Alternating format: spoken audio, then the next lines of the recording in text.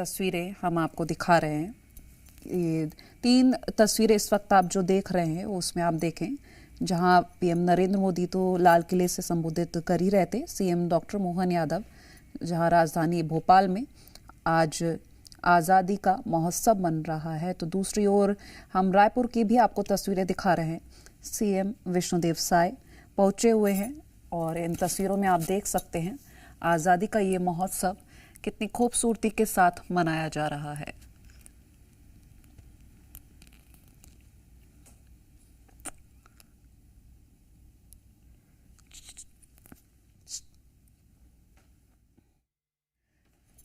ये 3 तस्वीरें आपको हम जो दिखा रहे हैं इस वक्त आप देखें और ये अंदाज़ा लगाएं कि देश भर में ये तस्वीरें हैं इस वक्त। Of how we need to plan the next few years and ensure that economic and social independence acquire true meaning for every citizen.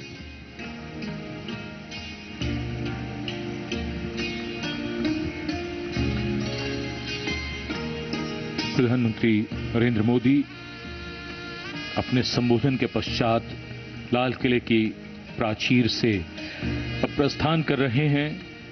स्वाधीनता समारोहों के इतिहास में एक और शानदार अध्याय जुड़ता हुआ सफल और भव्य आजादी का ये पर्व इस बार अलग रंग और छटा के साथ समारोह में ऑपरेशन सिंदूर की सफलता को दर्ज किया गया और नया भारत बनाने के संकल्प को धारण किया गया।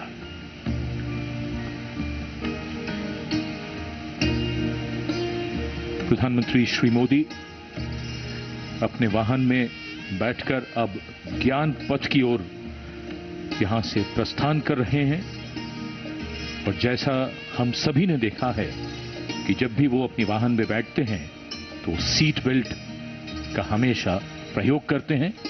एक संदेश सभी के लिए।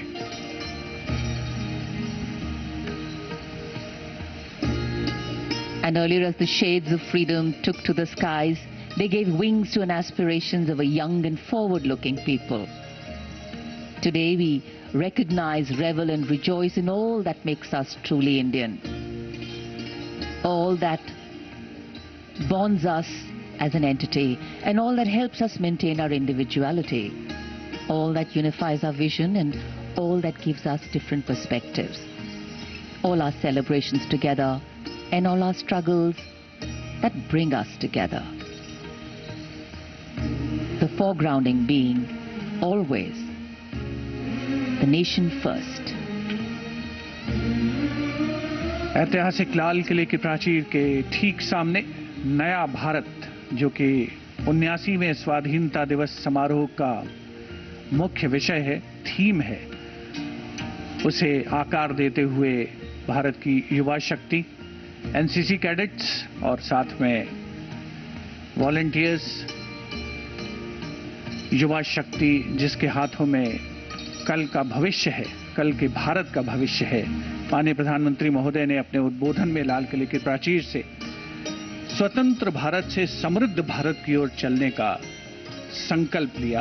देशवासियों से वो संकल्प लेने का आग्रह किया। आत्मनिर्भरता, लोकल से वोकल होना, ये सभी बातें जिनकी ओर ध्यान देने का जिक्र किया माननीय प्रधानमंत्री महोदय ने। ऐतिहासिक लाहौरी गेट से उनका काफिला मंथर गति से आगे बढ़ रहा है। इन्फॉर्म, परफॉर्म, ट्रांसफॉर्म, प्रधानमंत्री महोदय ने अपने उद्बोधन में कहा कि उससे भी आगे जाने की आवश्यकता है और भारत को 2047 तक एक विकसित राष्ट्र बनाना है, तो नए संकल्प लेने हैं। उन संकल्पों की ओर दृढ़ता से चलना है, जीवट से चलना है। और जाहिर सी बात है, इसके लिए अभी तक जो कुछ किया गया है उससे बहुत ज्यादा कुछ करने की आवश्यकता है।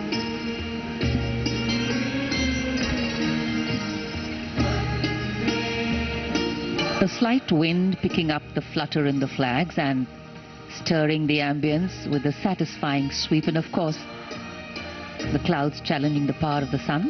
the Prime Minister's carcade now arriving at the road in front of the fort's moat, across which school children, NCC cadets and volunteers have been sitting with great discipline and respect. Everybody standing up to get a closer glimpse of the carcade.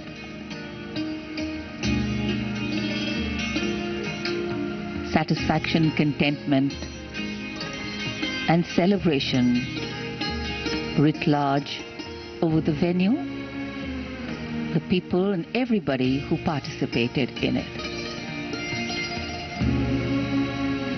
The Prime Minister's vehicle stopping in front of where these cadets and volunteers are sitting. I think a much awaited time. It's now become a ritual, a tradition, and these young ones really excited. एक हलचल, उत्सुकता से प्रतीक्षा और माननीय प्रधानमंत्री का ज्ञान पथ पर आगमन। यहां 2500 एनसीसी कैडेट और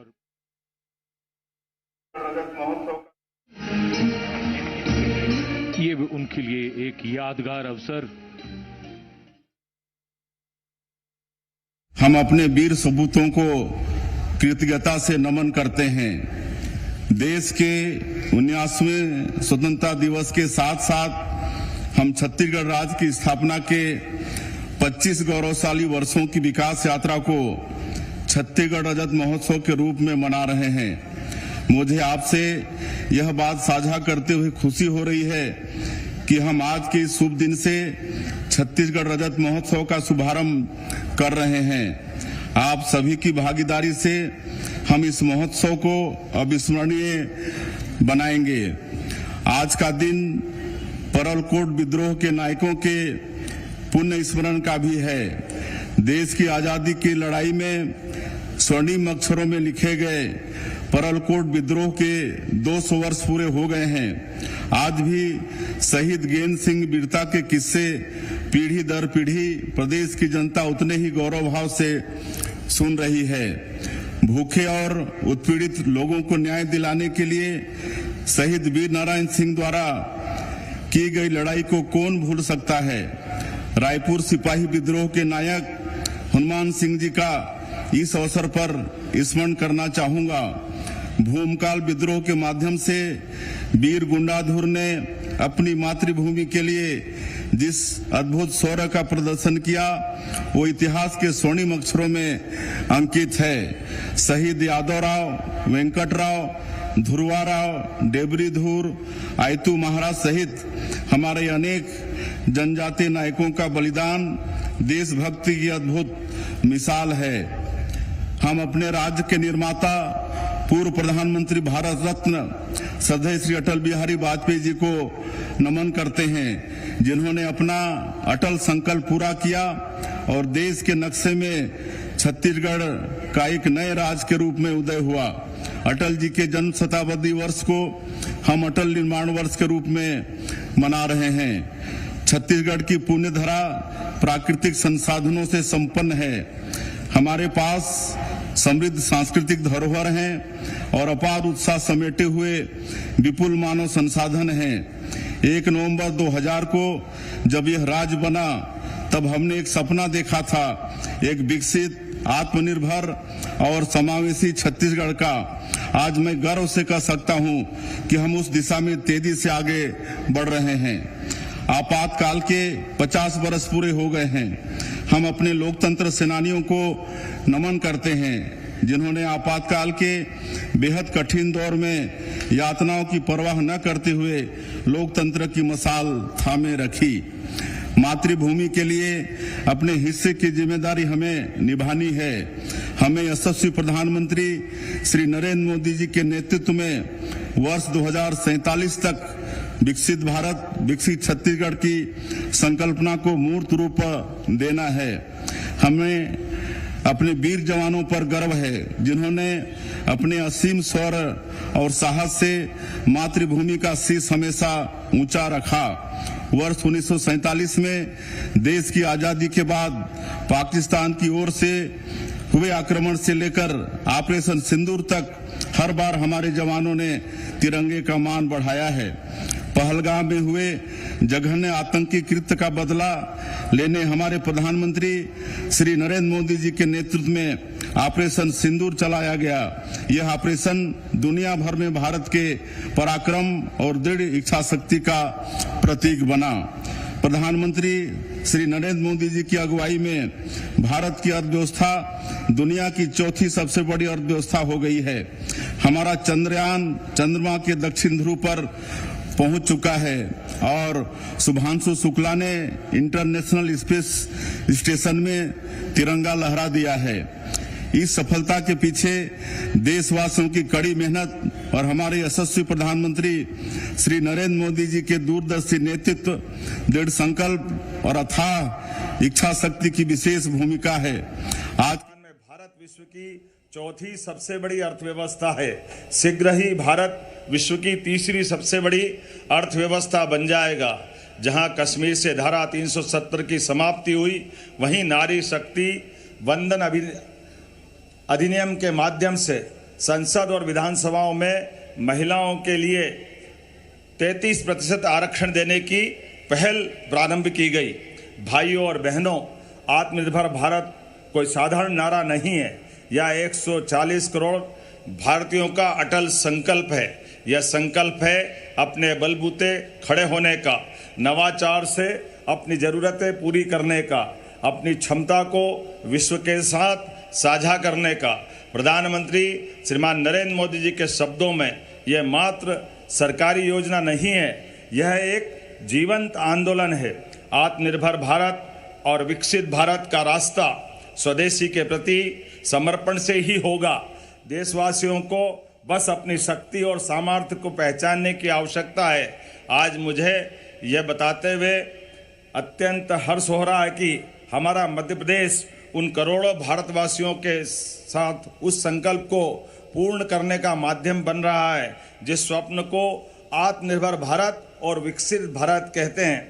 संकट तमाम झेले हैं, हम बाधाओं से खेले हैं, किसी ने साथ दिया कि नहीं दिया, पथ के पर्वत अकेले धकेले हैं। आज संकल्प का ये दिन भी है कि हमारा पुरुषार्थ और पराक्रम हमारे स्वदेश के हित और स्वदेशी को स्वीकारे, स्वदेशी का प्रसार करे। भारत की आत्मा में बसा स्वदेशी केवल आर्थिक नीति नहीं, बल्कि आत्मसम्मान, आत्मनिर्भरता, वैश्विक नेतृत्व का मंत्र है। आज प्रधानमंत्री श्रीमान नरेंद्र मोदी जी के वोकल फॉर लोकल और लोकल फॉर ग्लोबल के आह्वान के साथ हमें हर क्षेत्र में टेक्नोलॉजी, मैन्युफैक्चरिंग, स्टार्टअप, कृषि, ऊर्जा, रक्षा में स्वदेशी को आधार बनाना है। इसका अर्थ है हर उत्पाद हमारे कौशल, हमारे श्रम और हमारे संसाधनों से निर्मित हो। प्राकृतिक खेती से लेकर सेमीकंडक्टर मिशन तक, अंतरिक्ष अनुसंधान से लेकर स्वदेशी युद्धपोत निर्माण तक हमें भारत को नवाचार और उत्पादन की अग्रिम पंक्ति में खड़ा करता है।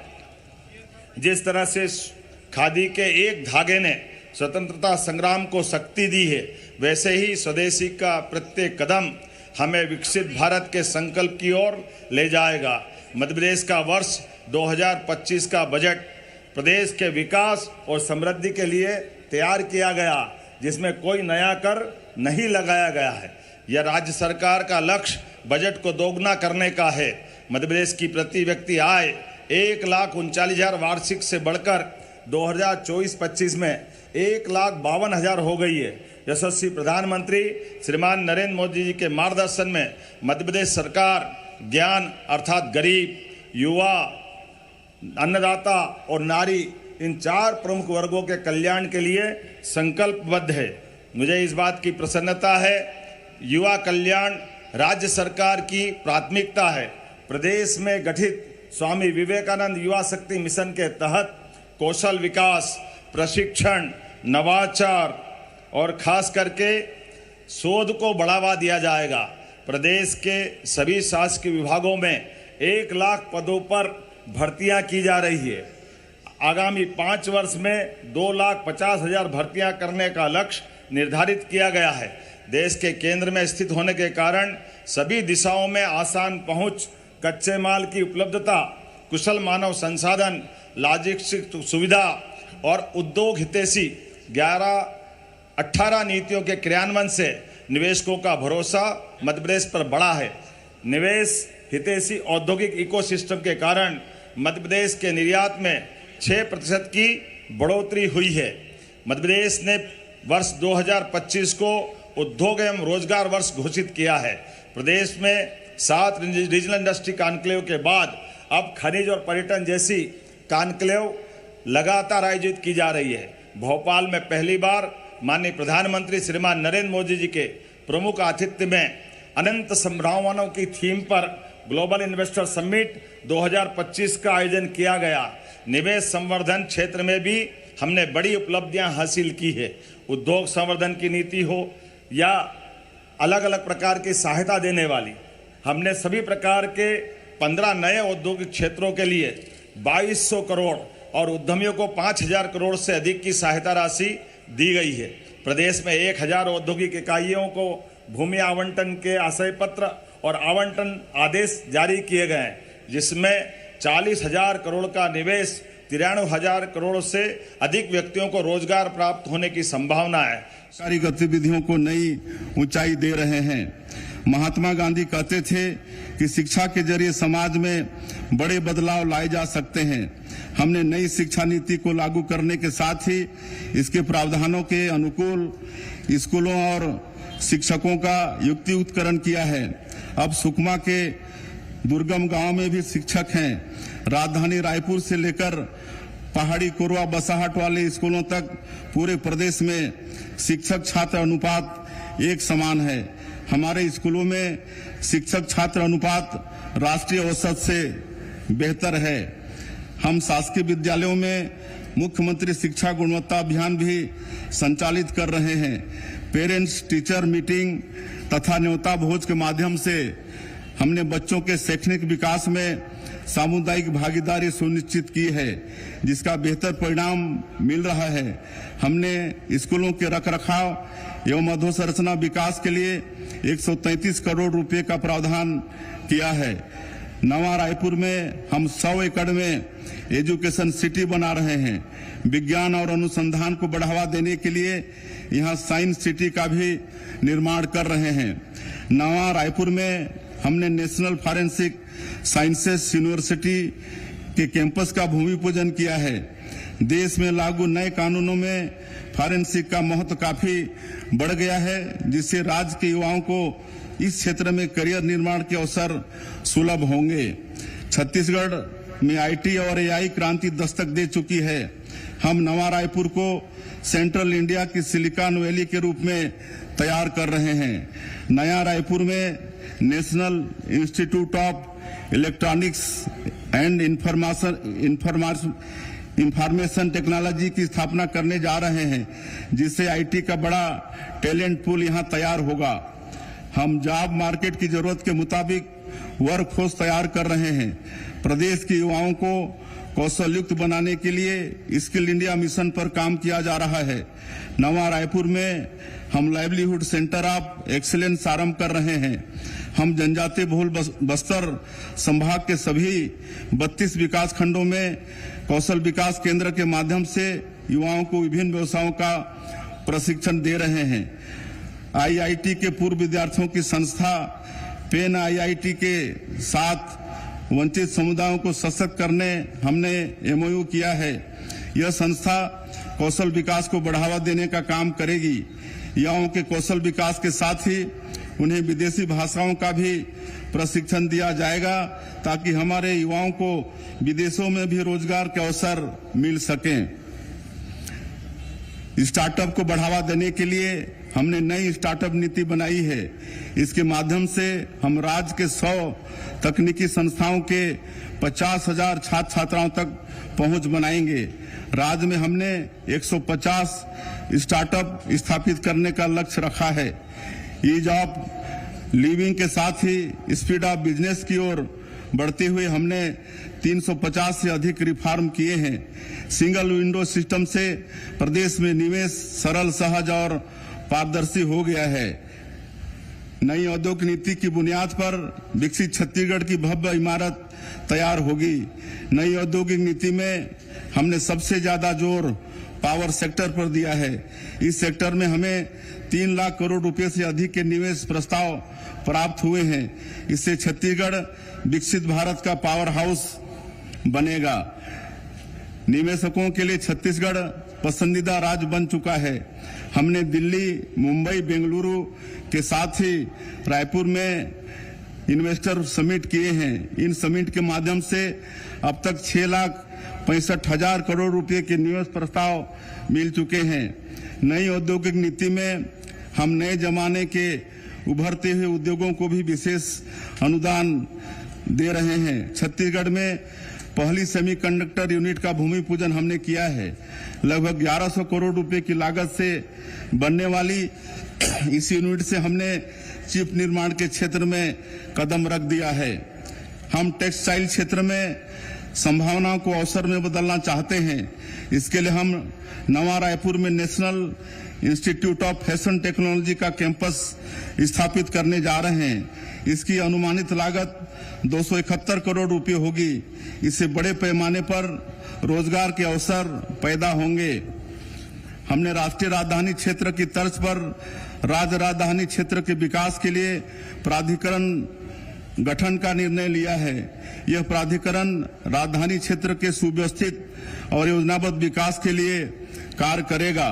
यह प्राधिकरण राजधानी क्षेत्र के लिए योजना बनाने, निवेश को बढ़ावा देने, विभिन्न सरकारी और निजी संगठनों के बीच समन्वय तथा शहर के विस्तार को सही ढंग से नियंत्रित करने का भी काम करेगा।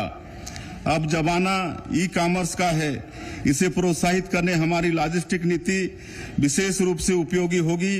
महाविद्यालय स्तर तक के लगभग 15 लाख विद्यार्थियों को छात्रवृत्ति प्रदान करते जा रहे हैं। अनुसूचित जाति के साथ साथ सभी वर्गों के कल्याण के लिए जिस प्रकार से हमने काम किया है, अनुसूचित जनजाति के समग्र विकास और कल्याण के लिए धरती आबा जनजाति ग्राम उत्कर्ष अभियान की शुरुआत की गई है। भगवान बिरसा मुंडा सहित जनजाति नायकों की गौरव गाथाओं को शैक्षणिक पाठ्यक्रम का हिस्सा बनाया गया है।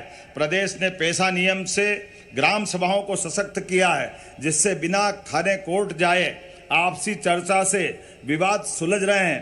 पीएम जनमन योजना धरती आबा अभियान से 68 करोड़ से अधिक के कार्य किए गए हैं। 21 जिलों में 66 मोबाइल मेडिकल यूनिट का संचालन, सभी 89 जनजाति विकास खंडों में सिकल सेल हीमोग्लोबिनपैथी पेंशन लागू है।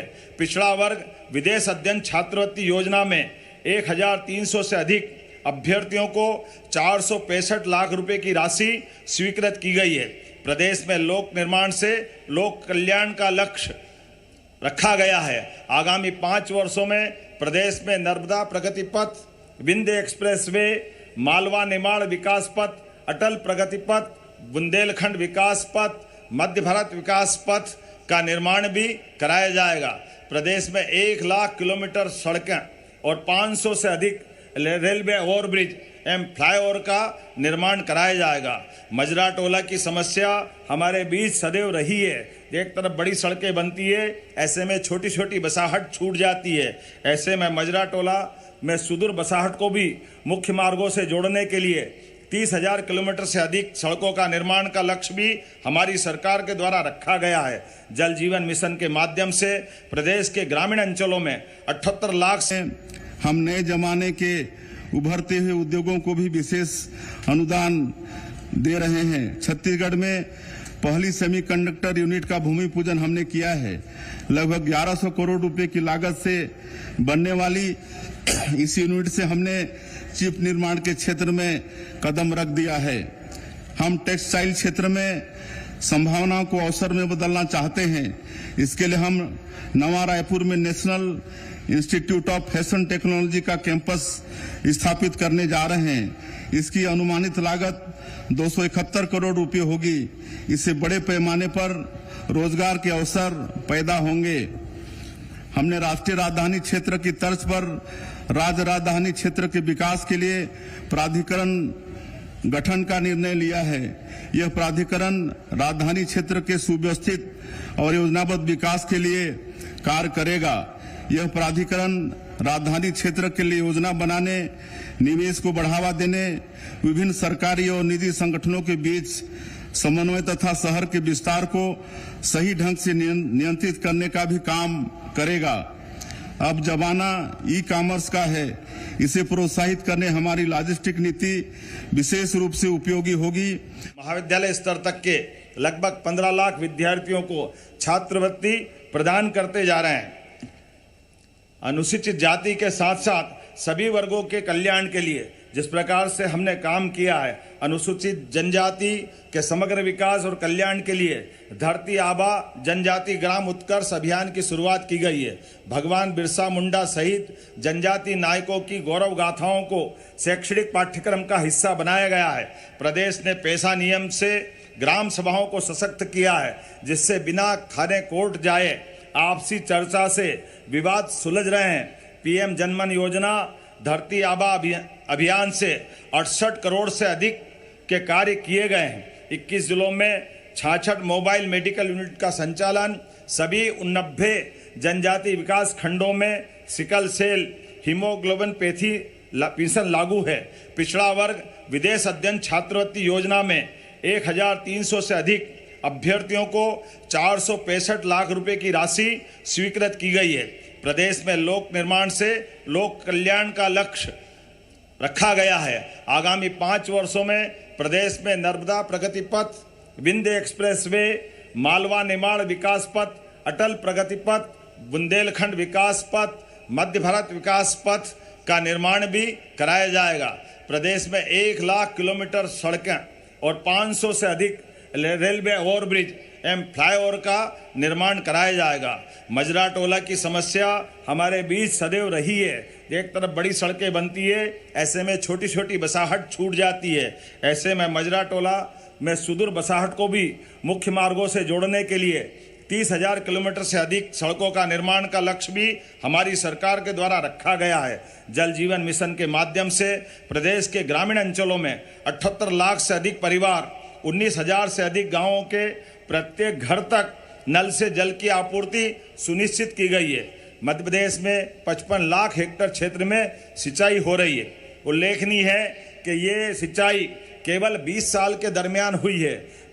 खास करके पिछले 1.5 वर्ष में 7.5 लाख हेक्टेयर की सिंचाई का रकबा हमारे यहाँ बढ़ा है।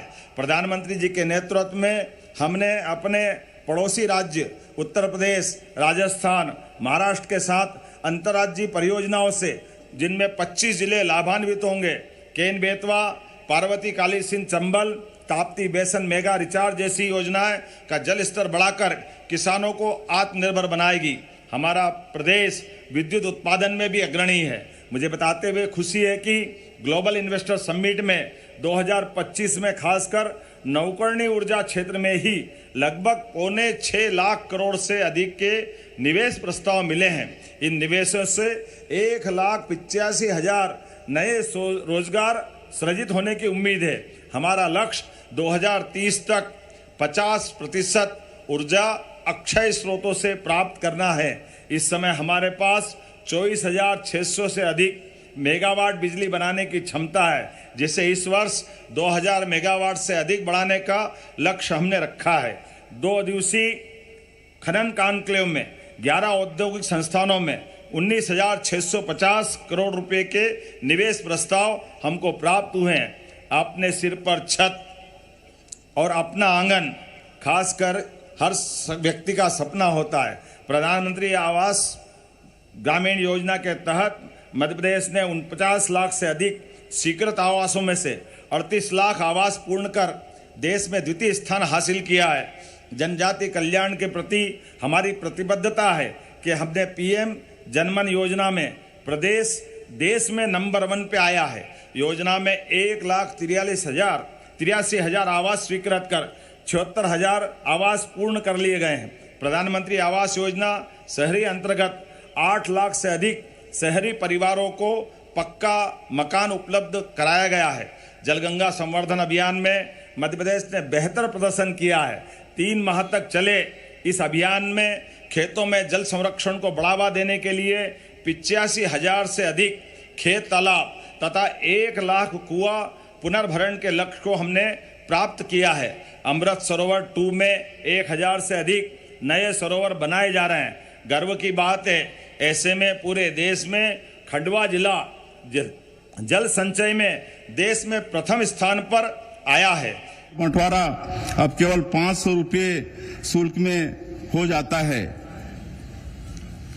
हमने छत्तीसगढ़ भू राजस्व संहिता संशोधन विधेयक के माध्यम से नियमों को सरल किया है। 5 डिसमिल से कम कृषि भूमि की रजिस्ट्री नहीं होगी। इसका उद्देश्य अवैध प्लाटिंग और जमीन को छोटे टुकड़ों में बांटकर बिक्री पर रोक लगाना है। जन विश्वास विधेयक पारित करने वाले हम अग्रणी राज्य हैं। हमने जन विश्वास विधेयक के माध्यम से राज्य के 8 अधिनियमों के 163 प्रावधानों में संशोधन किया है। छोटे छोटे प्रकरणों में कोर्ट का बहुमूल्य समय नष्ट होता है और नागरिकों का भी काफी समय इसमें बर्बाद होता है। आम नागरिकों और कारोबारियों द्वारा किए गए छोटे छोटे तकनीकी उल्लंघन अब अपराध की श्रेणी में नहीं आएंगे। विकसित छत्तीसगढ़ का नेतृत्व युवा शक्ति के हाथों में होगा। युवाओं के लिए शासकीय पदों में भर्ती पर सरकार तेजी से काम कर रही है। राज्य निर्माण के बाद पहली बार व्यापम की परीक्षा का साल भर का कैलेंडर जारी किया गया है। खेल प्रतिभाओं को आगे बढ़ाने के लिए भी हमारी सरकार लगातार कार्य कर रही है। हम इसके लिए निजी क्षेत्र की भागीदारी पर भी काम कर रहे हैं। नई औद्योगिक नीति में हमने खेल अकादमी और निजी प्रशिक्षण केंद्र स्थापित करने के लिए विशेष अनुदान प्रावधान किए हैं। युवा प्रतिभाओं को बढ़ावा देने के लिए हमने युवा रत्न सम्मान योजना आरंभ करने का निर्णय लिया है। स्वास्थ्य सेवाओं को सर्वोच्च प्राथमिकता देते हुए 441 करोड़ रुपए की लागत से हम स्वास्थ्य केंद्रों की व्यवस्था बेहतर कर रहे हैं। राज्य के 543 सरकारी अस्पतालों को क्वालिटी सर्टिफिकेशन प्राप्त हुआ है। अस्पतालों में मेडिकल स्टाफ की लगातार भर्ती की जा रही है। पिछले महीने हमने एनएचएम के तहत 109 संविदा चिकित्सकों तथा 563 बांड अनुबंधित चिकित्सकों की नियुक्ति की है। हम नवा रायपुर में मेडी सिटी बना रहे हैं, जहां राष्ट्रीय स्तर के सुपर स्पेशलिटी हॉस्पिटल संचालित होंगे। स्थानीय निकायों में हुए निर्वाचन के पश्चात अब प्रदेश के विकास को तीसरा इंजन भी मिल गया है। जनाकांक्षाएं तेजी से पूरी हो रही हैं। ग्रामीण विकास के लिए नई सोच के साथ काम हो रहा है। नगरीय निकायों की सूरत संवारने मुख्यमंत्री नगरोत्थान योजना आरंभ की गई है। इसके तहत 7 नगर निगमों में 157 करोड़ रुपए के कार्य स्वीकृत किए गए हैं। इनमें oxygen, bus terminal, bypass, auditorium निर्माण जैसे काम शामिल हैं। प्रधानमंत्री मोदी जी द्वारा स्वच्छ भारत मिशन को जन आंदोलन बनाने का प्रयास अब हर गांव शहर में दिखने लगा है। मुझे खुशी है कि हमारे प्रदेश के नगरीय निकायों ने स्वच्छता सर्वेक्षण में अच्छी रैंक हासिल की है। प्रधानमंत्री जी ने मन की बात कार्यक्रम में बिल्हा की हमारी स्वच्छता दीदियों की विशेष रूप से प्रशंसा की। सफाई के इस महायज्ञ से जुड़ी प्रदेश की पूरी टीम को मैं इस सफलता के लिए बहुत बहुत बधाई देता हूं। हमारी सरकार शहरों के साथ साथ गांवों में भी बुनियादी सुविधाओं के विस्तार के लिए लगातार काम कर रही है। मुख्यमंत्री ग्रामीण बस सेवा योजना को प्रथम चरण में हम बस्तर और सरगुजा संभाग में शुरू करने जा रहे हैं। इन बसों का संचालन स्थानीय लोग ही करेंगे। इससे ग्रामीणों की आवाजाही आसान होगी और उनकी रोजमर्रा की परेशानियां दूर होंगी। हम बोध घाट बहुउद्देशीय परियोजना पर आगे बढ़ रहे हैं। 50,000 करोड़ रुपए की इस परियोजना के माध्यम से 200 मेगावाट बिजली के उत्पादन के साथ ही लगभग 7 लाख हेक्टेयर क्षेत्र में सिंचाई सुविधा का विस्तार होगा। प्रदेश में सिंचाई सुविधाओं के विस्तार के लिए 9 सिंचाई परियोजनाओं में 522 करोड़ रुपए की राशि से सुधार कार्य कराया जा रहा है। हम जनजातीय समाज के उत्थान के लिए अनेक कदम उठा रहे हैं। तेंदुपत्ता संग्राहकों को दी जाने वाली संग्रहण राशि 4,000 रुपये से बढ़ाकर 5,500 रुपया कर दी गई है। इससे 12.5 लाख तेंदुपत्ता संग्राहक परिवारों के 50 लाख लोग लाभान्वित हो रहे हैं। वनांचल में रहने वाले लोगों के लिए तेंदुपत्ता हरा सोना है। तेंदुपत्ता संग्रहण के दौरान संग्राहकों के पैरों में छाले न पड़े, कांटे न चुभें, इसके लिए हमने चरण पादुका योजना फिर से शुरू की है। यह योजना तेंदुपत्ता संग्राहकों की सुरक्षा, सम्मान और अंत्योदय का सुंदर उदाहरण है। हर्बल औषधियों को बढ़ावा देने हमने फॉरेस्ट टू फार्मेसी मॉडल दुर्ग जिले के जामगांव एम में हाल ही में हर्बल एक्सट्रैक्शन यूनिट का लोकार्पण किया है। इससे 2,000 लोगों को स्थापित किए जा रहे हैं। प्रदेश में 89,000 से अधिक मेधावी विद्यार्थियों के लैपटॉप के लिए 224 करोड़ रुपए की राशि दी गई है और योग्य विद्यार्थियों को निःशुल्क स्कूटी भी वितरित करते जा रहे हैं। मुझे इस बात की प्रसन्नता है, लगातार जनता के लिए हम नवाचार भी कर रहे हैं और देश में अनुकरणीय रूप से अपने आप को सरकार के माध्यम से सुशासन की माननीय प्रधानमंत्री जी की भावना के आधार पर हम अपनी दक्षता भी सिद्ध कर रहे हैं। संपदा 2 सॉफ्टवेयर के लिए मध्य प्रदेश को राष्ट्रीय ई गवर्नेंस स्वर्ण पुरस्कार से सम्मानित किया गया है। इससे मध्य प्रदेश डिजिटल भूमि प्रबंधन में देश का अग्रणी राज्य बना है। साइबर तहसील के माध्यम से संपूर्ण खसरे का नामांतरण अब फेसलेस, पेपरलेस और पूरी तरह ऑनलाइन हो गया है। पिछले 1.5 वर्ष में 2.25 लाख से अधिक न्यायालयीन आदेश पारित किए गए हैं। मध्य प्रदेश में एक पेड़ मां के नाम 2 योजना के तहत 5 करोड़ 40 लाख पौधे लगाए गए हैं। प्रदेश का सतपुड़ा टाइगर रिजर्व देश के 53 टाइगर रिजर्व में प्रभावी प्रबंधन में दूसरे स्थान पर है, जबकि कान्हा टाइगर रिजर्व को देश में सर्वश्रेष्ठ टाइगर रिजर्व घोषित किया गया है। डॉक्टर विष्णु श्रीधर वाकणकर रातापानी अभयारण्य को राज्य का 8वां माधव राष्ट्रीय उद्यान को 9वां टाइगर रिजर्व घोषित किया गया है। चीता प्रोजेक्ट के तहत कूनों में 26 चीते मौजूद हैं और गांधी सागर अभयारण्य में चीतों का नया घर तैयार है। वहां चीतों की बसाहट भी कर दी गई है। वन्य जीव पर्यटन के लिए ओंकारेश्वर और जहानगढ़ अभयारण्य विकसित किए जाएंगे तथा पचमढ़ी अभयारण्य को राजा भभूत सिंह के नाम पर किया जाएगा। प्रदेश में नदियों के संरक्षण के लिए गंगोत्री हरित योजना शुरू की गई है, जिसके तहत लगभग 100 नदियों के उद्गम स्थल पर 10-10 एकड़ भूमि में 42 करोड़ रुपए की लागत से करीब 2.5 लाख पौधों का रोपण किया जा रहा है।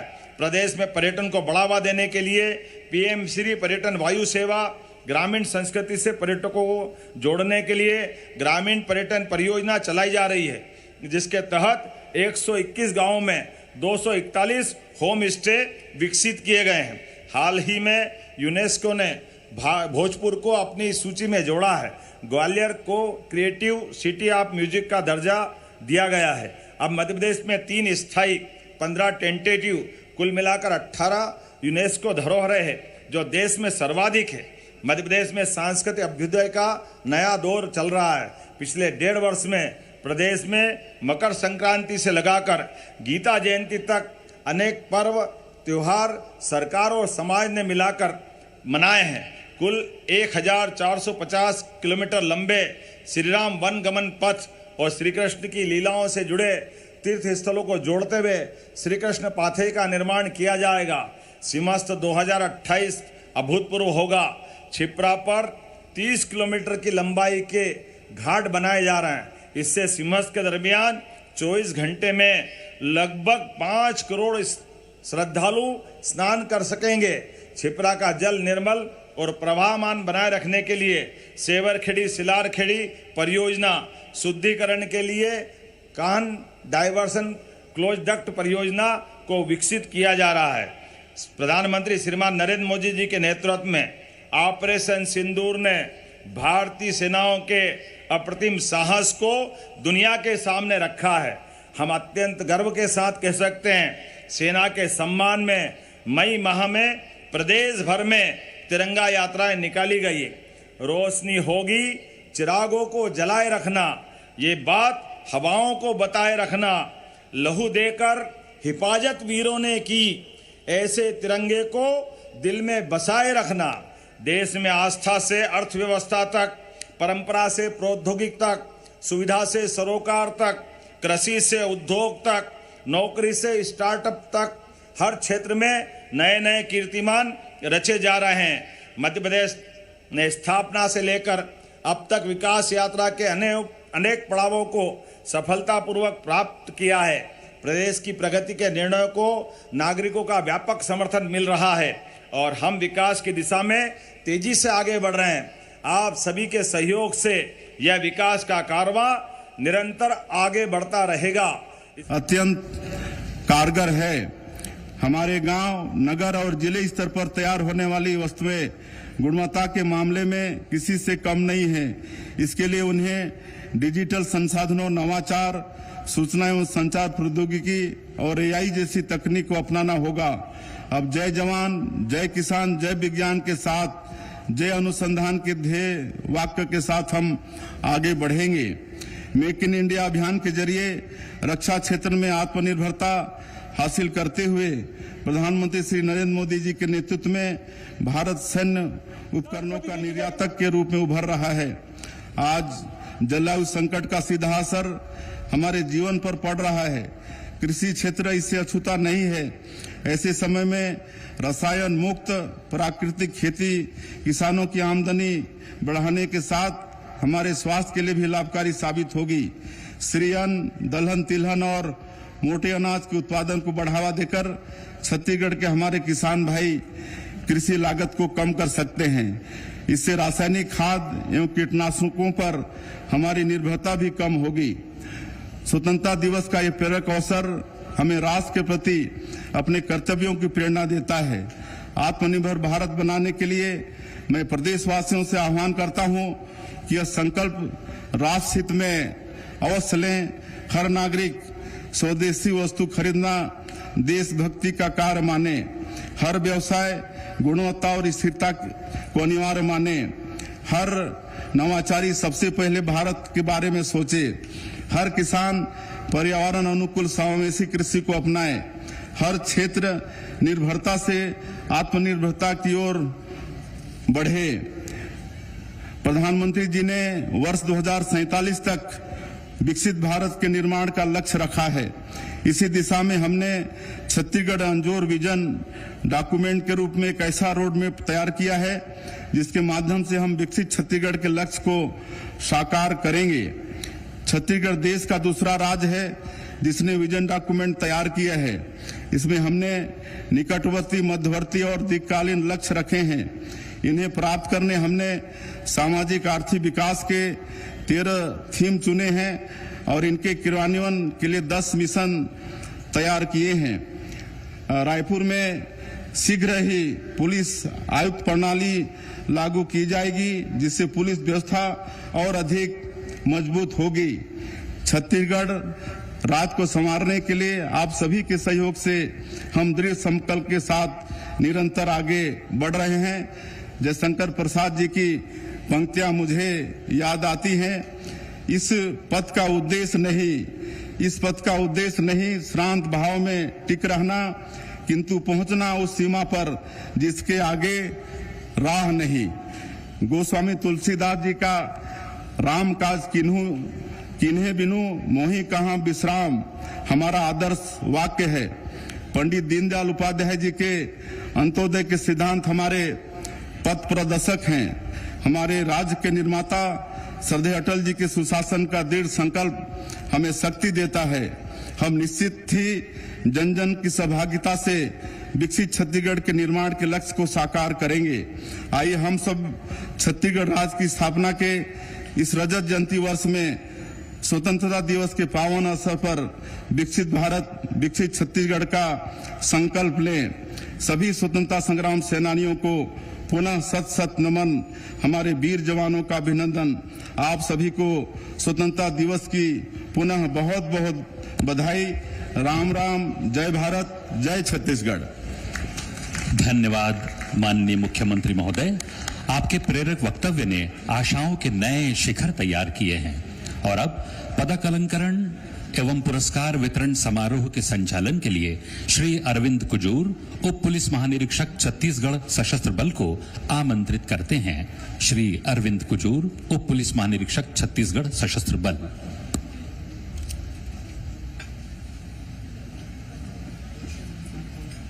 पुलिस वीरता पदक से सम्मानित किया जाता है श्री पुनीत गहलोत।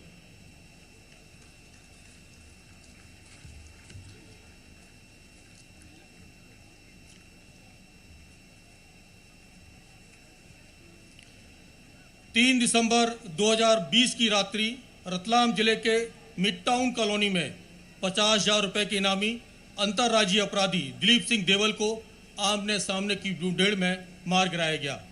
इस अभियान में मध्य प्रदेश पुलिस के मोहम्मद अयूब खान, उप निरीक्षक रतलाम ने अदम्य वीरता और साहस का परिचय दिया। श्री मोहम्मद अयूब खान।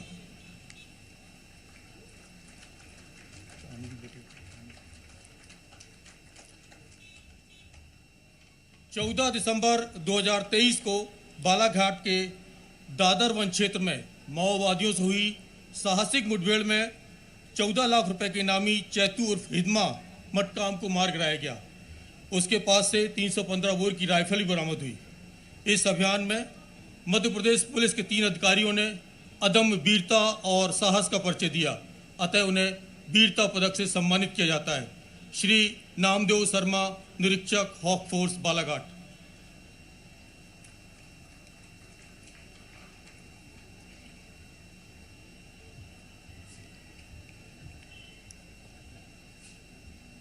श्री अरुण मिश्रा, निरीक्षक हॉक फोर्स बालाघाट।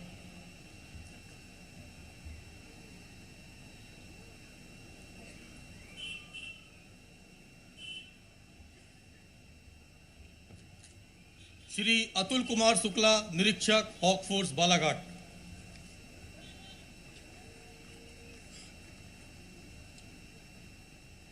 दिनांक 18 दिसंबर 2022 को बालाघाट जिले के गांव हारातोला के वन क्षेत्र में खूंखार नक्सलियों से हुई जबरदस्त साहसिक मुठभेड़ में 12 लाख रुपए के 2 नक्सली धराशायी कर दिए गए। इस अभियान में मध्य प्रदेश के 2 अधिकारियों ने अदम्य वीरता और साहस का परिचय दिया, अतः उन्हें वीरता पदक से सम्मानित किया जाता है। श्री आशीष शर्मा, निरीक्षक हॉक फोर्स बालाघाट।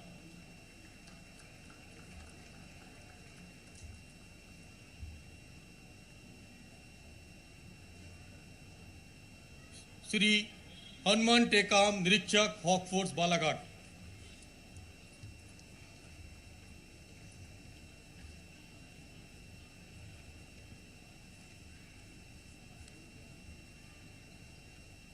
अब क्रम है विशिष्ट सेवा के लिए माननीय राष्ट्रपति महोदय का पुलिस पदक।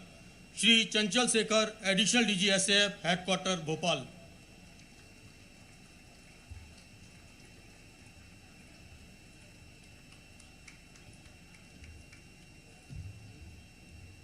Shri R K Hingankar, IG OSD to CM.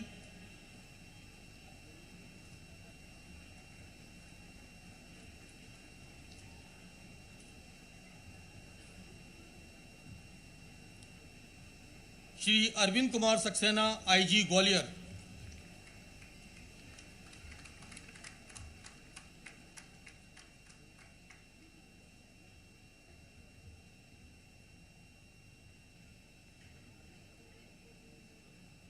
Shrimati Himani Khanna, IG सागर।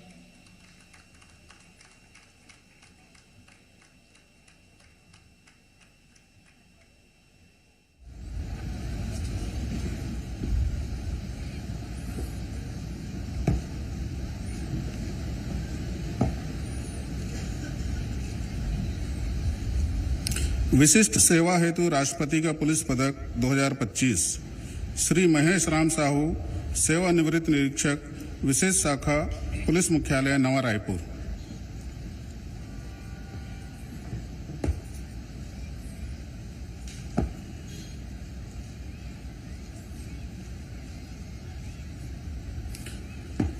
सराहनीय सेवा हेतु भारतीय पुलिस पदक 2024 निम्नांकित अधिकारी को सराहनीय सेवाओं के लिए भारतीय पुलिस पदक से अलंकृत किया जा रहा है।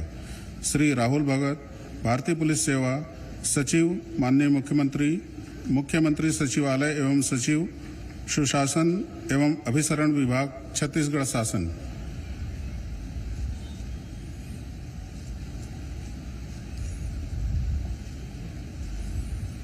सराहनीय सेवा हेतु भारतीय पुलिस पदक 2025 निम्नांकित अधिकारी कर्मचारियों को सराहनीय सेवाओं के लिए भारतीय पुलिस पदक से अलंकृत किया जा रहा है। श्री ज्ञानेंद्र कुमार अवस्थी, सेवानिवृत्त सहायक पुलिस महानिरीक्षक सुरक्षा, पुलिस मुख्यालय, नवा रायपुर।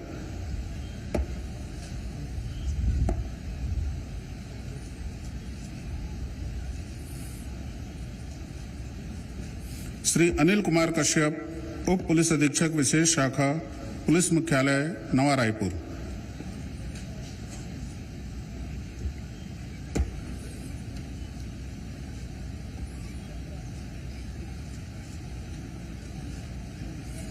श्री हरिशंकर प्रताप सिंह, निरीक्षक, विशेष आसूचना शाखा, पुलिस मुख्यालय, नवा रायपुर।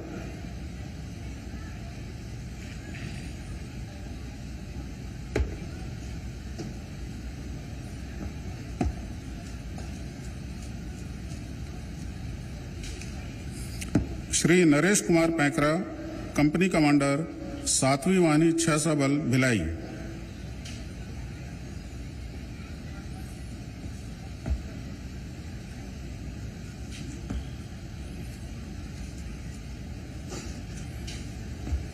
श्री वली मोहम्मद शेख, निरीक्षक आ, योजना प्रबंध, पुलिस मुख्यालय, नवा रायपुर।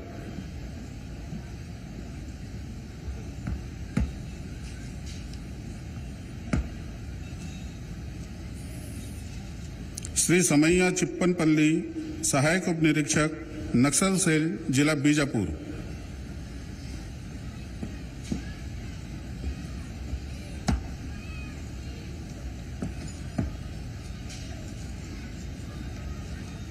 श्री सुशील कुमार श्रीवास, प्रधान आरक्षक, विशेष आसूचना शाखा, पुलिस मुख्यालय, नवा रायपुर।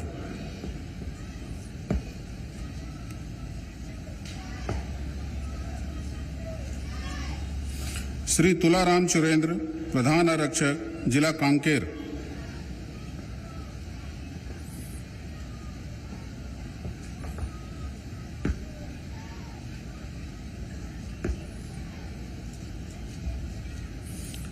श्री हरीश चंद्र मरकाम, प्रधान आरक्षक, 8वीं वाहिनी 6 बल, राजनांदगांव।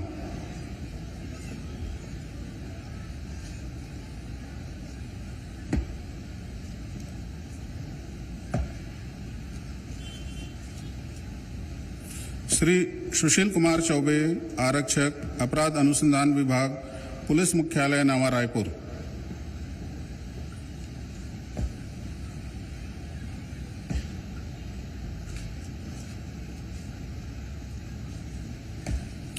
सराहनीय सुधारात्मक सेवा पदक 2025 जेल विभाग में उत्कृष्ट कार्य हेतु निम्न अधिकारी एवं कर्मचारियों को सराहनीय सुधारात्मक सेवा पदक से अलंकृत किया जा रहा है।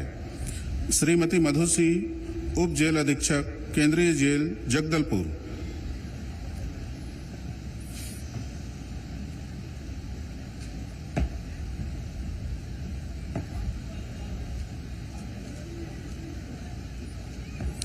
श्री साहेबुद्दीन अंसारी, सेवानिवृत्त मुख्य प्रहरी, जिला jail, Bemetara.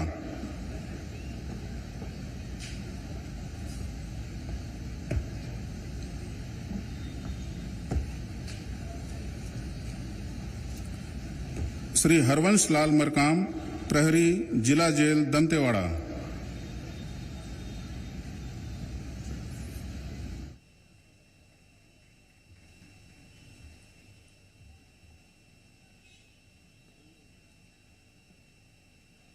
Shrimati Irmeen Shah, AIG training headquarter, Bhopal.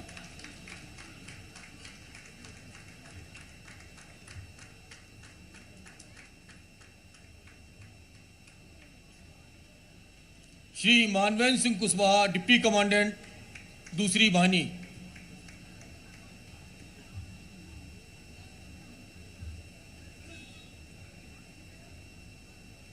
Shri Ravi Kumar Dwivedi, AIG SB, headquarter Bhopal.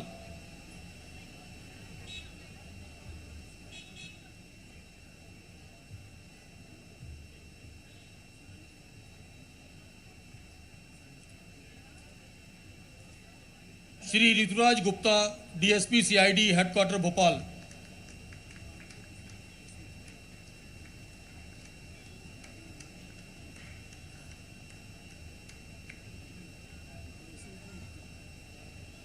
Shri Praveen Narayan Baghel, DSP STF, headquarter Bhopal.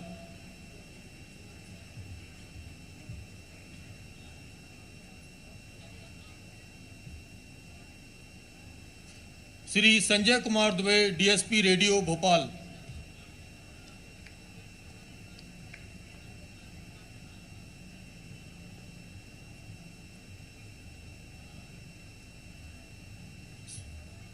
Shri Surendra Singh Sikarwar, DSP SB, Bhopal.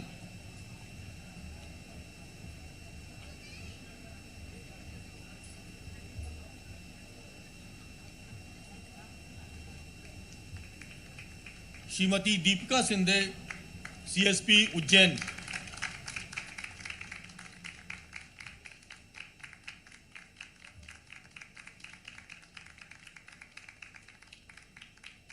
Shri Manoj Kumar Sharma, DSP CID, Bhopal.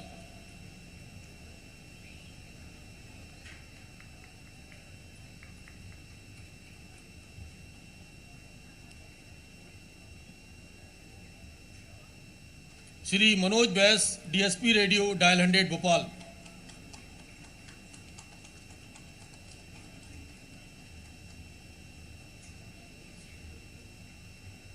Shri Suresh Kumar Bajan Ghate, निरीक्षक, steno, SP office, Balaghat.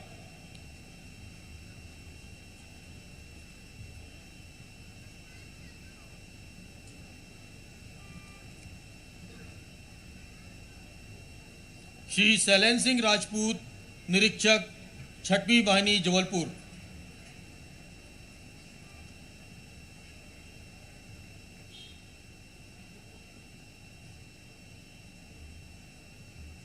Shri Pankaj राजवैद, निरीक्षक, एडीजी साइबर सेल, भोपाल।